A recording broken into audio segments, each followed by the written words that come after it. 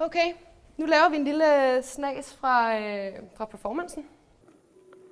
Det er en helt vildt god mulighed for os egentlig, for at teste lidt af på nogle mennesker, inden vi står der på søndag og ligesom skal lave det og finde ud af, hvad det er, vi skal ændre.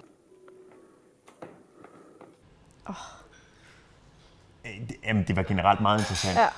Jeg blev meget påvirket af brevet. Ja, det gjorde jeg virkelig også. Jeg har det her brev til dig.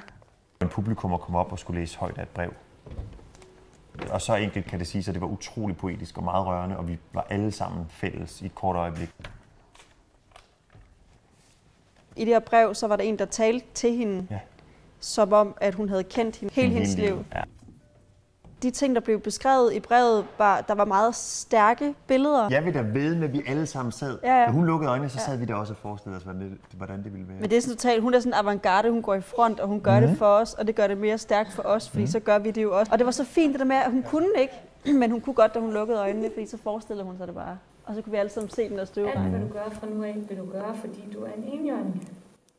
Det var bare sådan enormt sanseligt, og så var hun bare et indjørning, så sad hun der med lukkede øjne og forestillede sig det, og der trillede en lille tåre, og vi var alle sammen hendes indjørning af flok, og det var vi virkelig. Så kan du tilbage til din flok, og kan dem aldrig være her fortalt dig i dag.